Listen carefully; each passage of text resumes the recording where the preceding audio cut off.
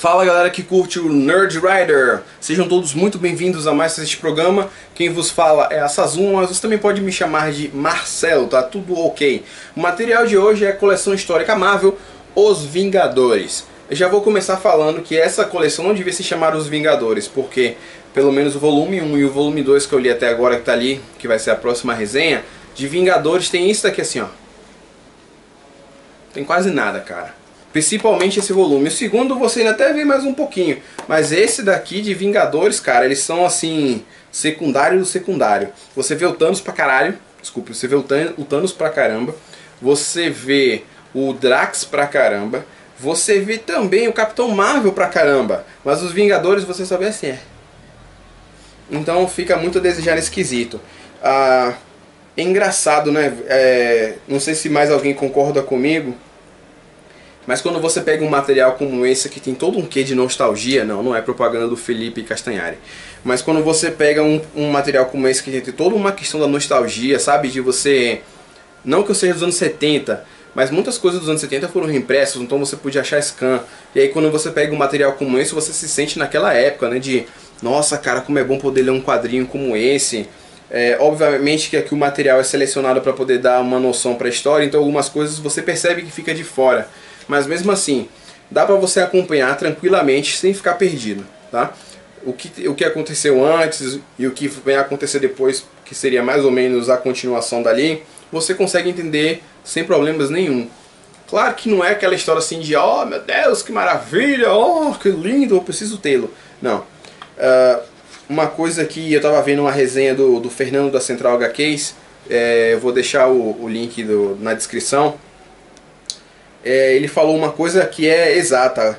Assim, obviamente que você não pode esperar que os traços, deixa eu achar uma página bacana aqui, que os traços sejam excelentes, porque eles foram da época dos anos 70. Então, obviamente, eles estão ultrapassados pro tipo de traço ou pro tipo de história que a gente tem hoje em dia.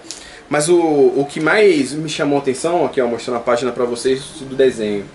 Temos aí o Thanos, obviamente, com um cubo cósmico na mão, como vocês sabem o que é o cubo cósmico, né? Não preciso explicar. Então, os desenhos, obviamente, são datados. É bem aquela coisa do plow, caplica, pluft, que quando o cara dá um murro, você vê os golpes, né? Quando as coisas desabam.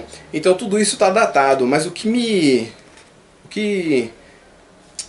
incomodou um pouquinho é que é tudo muito heróico, sabe? O cara não consegue falar, não, vou detonar você. Não, eu hei de detonar você usando os meus poderes intergalácticos que eu adquiri durante a minha transmutação cósmica que eu... Porra! O cara não consegue falar simplesmente, eu vou derrotar você usando todos os meus poderes.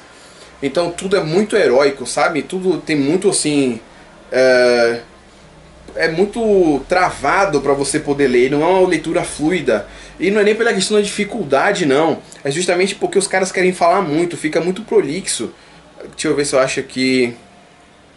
E a viagem, que é interessante, que hoje em dia a gente não usa, quer dizer, a gente não usa não porque é no desenho, mas não se usa mais, são aquelas caixas de diálogo onde o narrador está conversando com o espectador, né? Onde? Mais longe do que qualquer homem poderia imaginar no mundo de loucura. Então, o que está vendo aqui é o personagem fala e tal. É uma viagem, velho.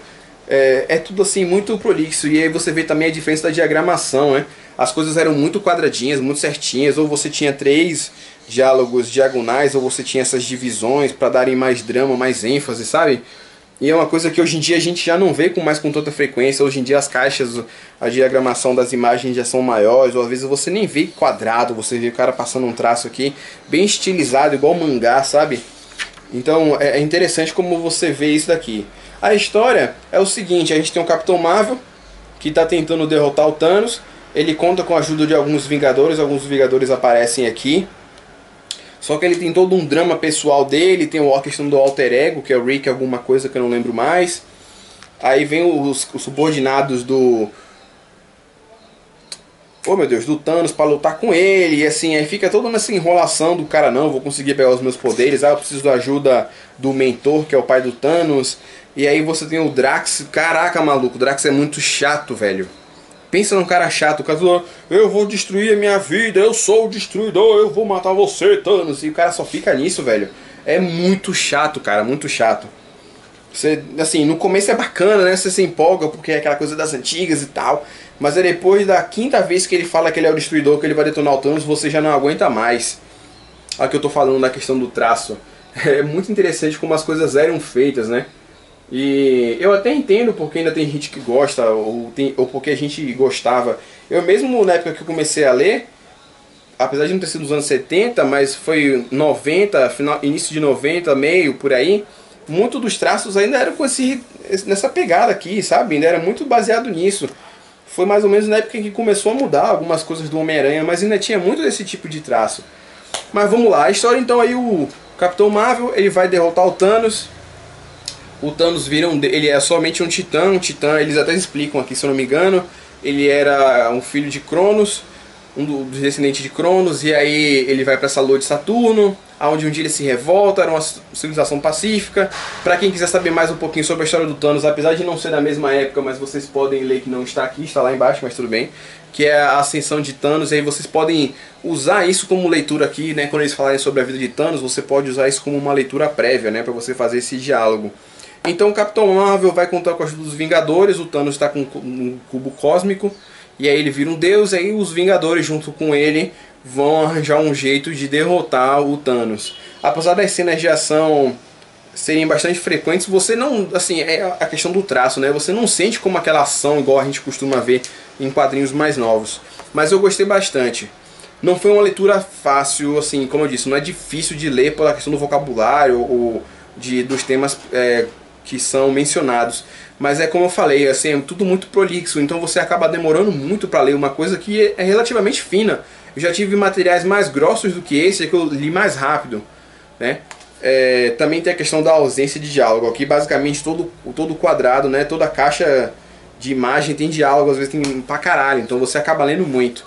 Mas assim, vamos lá, a nota. Qual a nota que eu daria? Se vale ou não vale a pena comprar? Eu acho que vale. Se você for um dos Vingadores, vale a pena.